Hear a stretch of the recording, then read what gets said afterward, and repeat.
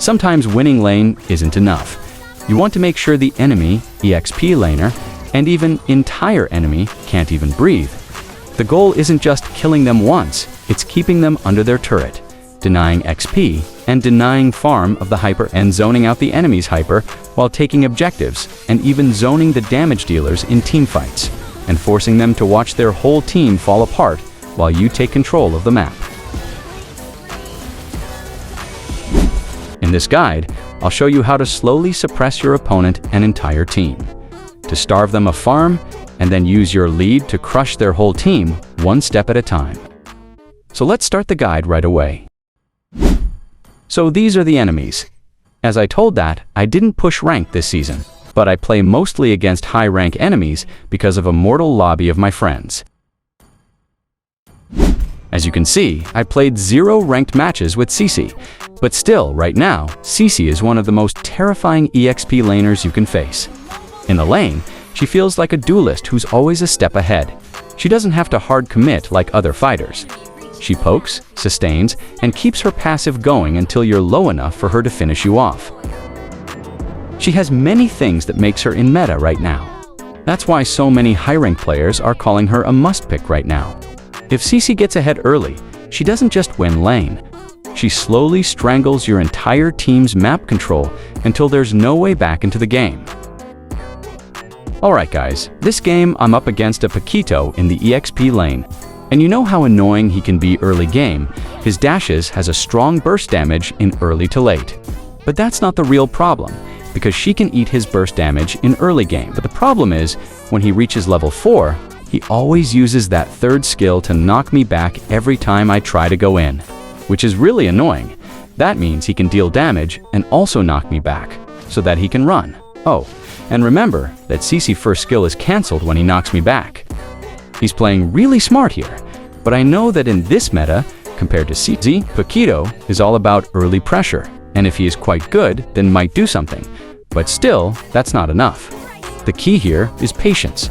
Paquito might push me around now, but his power starts falling off once we leave the laning phase. Here, it looks like he is bursting me, but still, I can dodge his dashes and deal him continuous damage just like this. But still, he is playing smart, and only attacking me when his stack is full.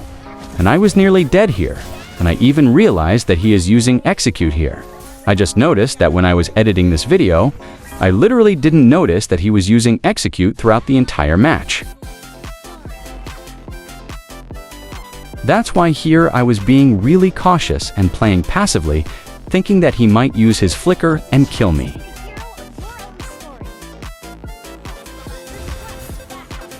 I didn't join the turtle fight because of my low HP, but thankfully our teammates managed to secure it. And after clearing the minion wave, I also went in the team fight, hopefully to assist my team even a little bit. And I even got their hyper, which is a really good trade.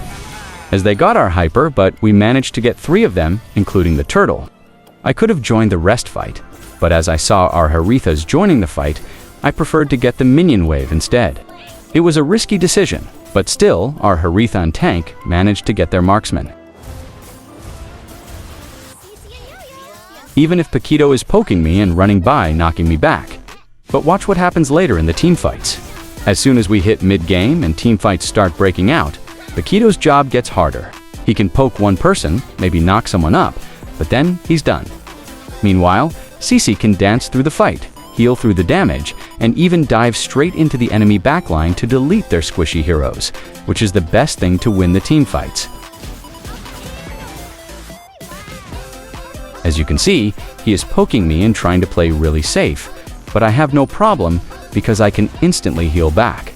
But if I wanted, I could have eaten all his attacks and don't use any skills, and when his skills are on cooldown, then I could have used all my skills to burst him, is because I was using her first time, so I didn't have any idea about that.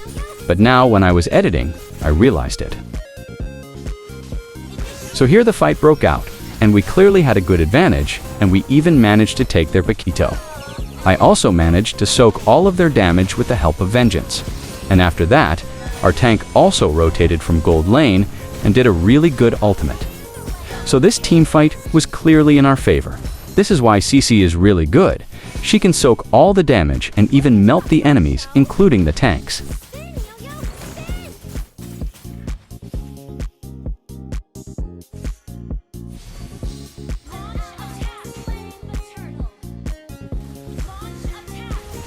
Here we got their turret with ease.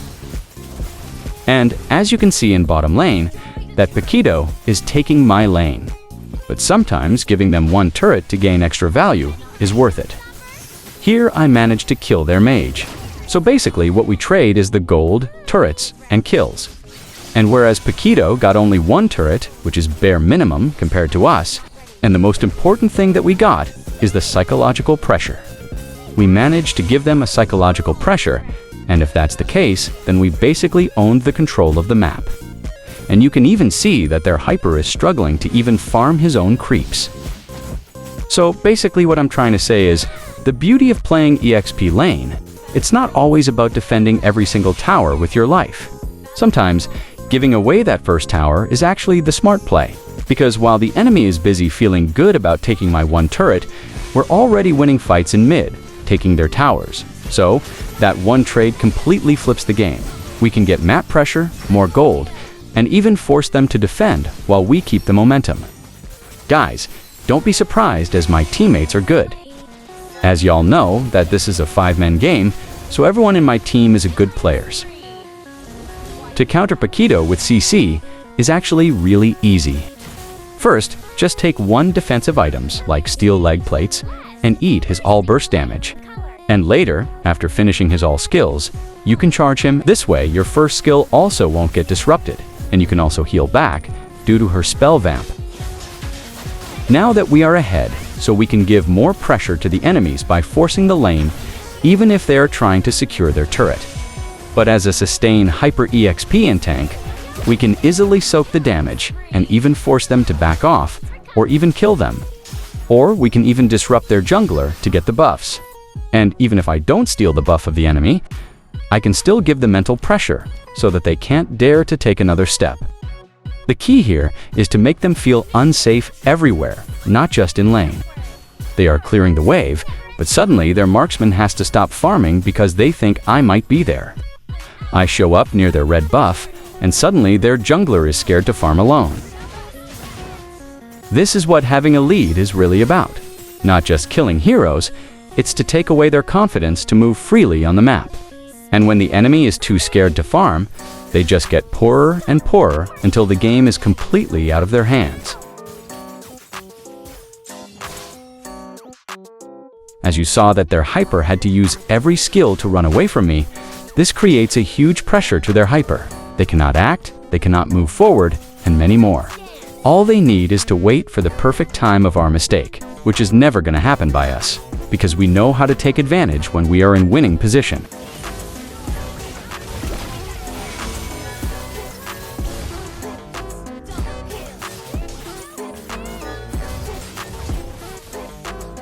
So here I'll tell you a little about what to do if you're in winning position. But someday I'll make a full video about that. But for now, just listen this. This is very important to know because when we're ahead, then this is where a lot of players throw.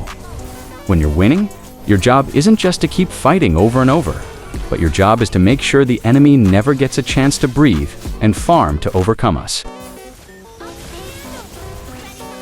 First, we keep the side lanes freeze so that they won't get the minion waves. We only push when the Lord is about to spawn within 15 to 20 seconds, so that they will be confused whether to defend their turret or take the Lord fight. Either way, they lose.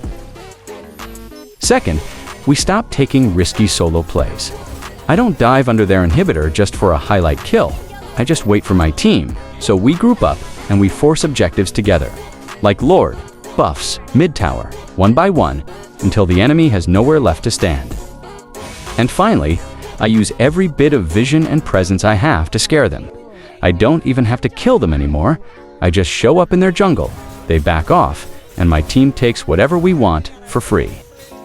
That's how you close out games without giving the enemy a comeback. No wasted fights, no overchasing, just suffocating map control until they have no choice but to fight us on our terms and lose.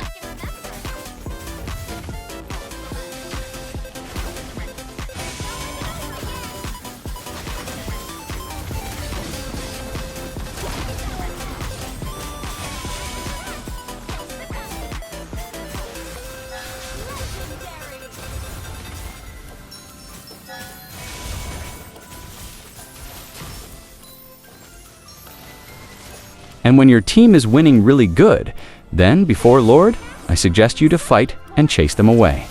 Break their every courage to join Lord fight. This way, they won't have any chance to steal the Lord. Like, have you ever faced that situation where your enemies are pressuring so hard that you feel really afraid to join even Lord fight? I felt that many times. It's like you are helpless. You feel like you will be instantly dead if you join fight. Yes, guys, the same thing happens to the enemies if you break every courage when you fight and suppress them before taking the Lord. This is a very important thing to do when you are about to take the Lord. Do this when you are either winning them completely or when you guys are toe-to-toe in skills. The second is quite risky, but if you be conscious and focus only in their hyper, then this will create a huge impact towards the enemies. And if they don't want to contest, then it's okay. But just in case, as an EXP, your job is to constantly check every bushes. Don't forget this thing. Even one bush is left to check then. This could be the huge mistake. They can even snowball if they manage to steal the Lord.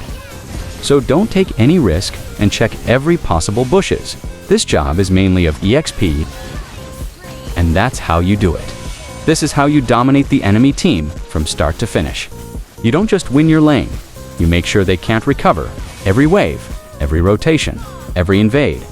It's all about keeping the pressure so high that they never get the chance to fight back. If you enjoyed this breakdown and want more tips like this, make sure to hit that like button, subscribe to the channel, and turn on the bell so you don't miss the next guide.